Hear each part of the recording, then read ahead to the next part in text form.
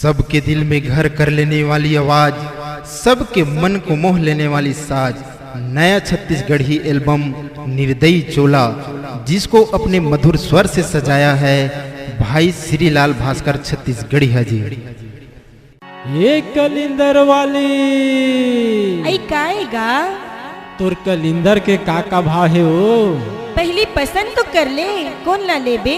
ऊपर ह करिया है, तरी ह कैसना होही ओ? तरी के बात न झन पूछ रे, लेना होही त चांद के चानी ला दिखा देता। ले देखा तो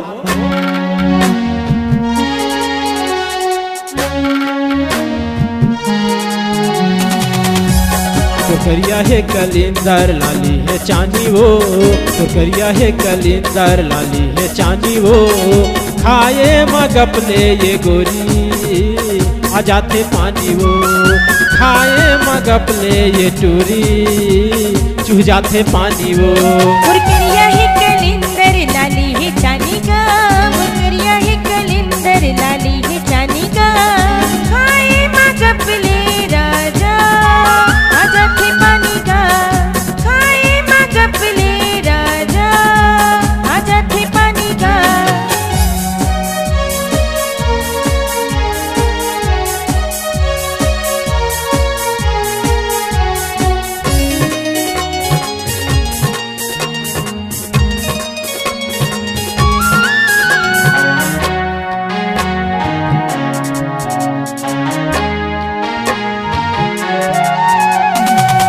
रुपया भाव है तेल बता दे, लाली चनीला देख लेते हैं वो खाके, लाली चनीला देख लेते हैं वो खाके।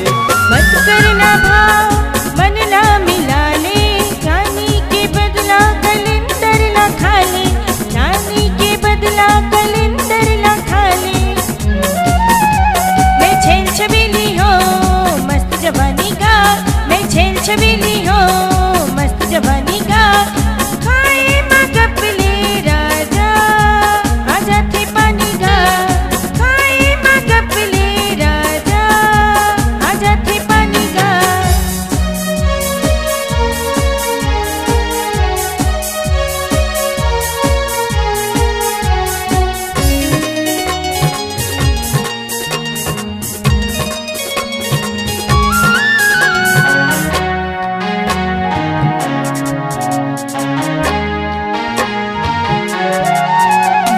सौघे अपन नहीं चिरवा बना हूँ, चढ़ती जवानी के माजा चखा हूँ, चढ़ती जवानी के माजा चखा हूँ। मन भर के खा ले ओ प्यास न बुझा ले, पाके कलिंदर ही झन से सजा रे, पाके कलिंदर ही झन से सजा रे।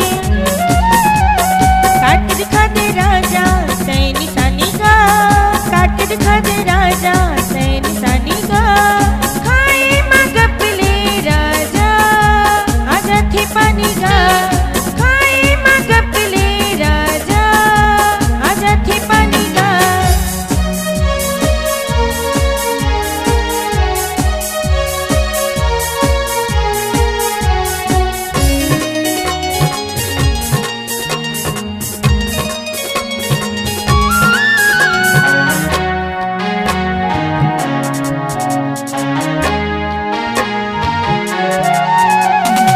चाकू के प्रेम जना थे गुदाल वो, तोरो कलिंदर है भारी रसाल वो, तोरो कलिंदर है भारी रसाल वो।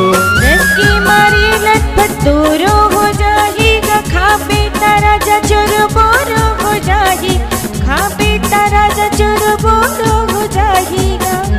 जब चल ही राजा दोनों की प्रेम कहानी का, जब चल ही राजा दोनों की प्रेम कहानी का, खाए मगपले राजा आ जाते पानी का, खाए मगपले राजा आ जाते पानी का।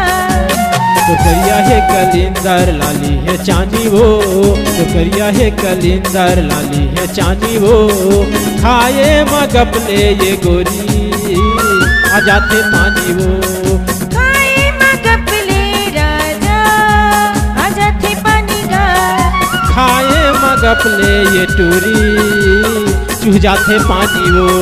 खाए मगपले राजा आ जाते पानी का।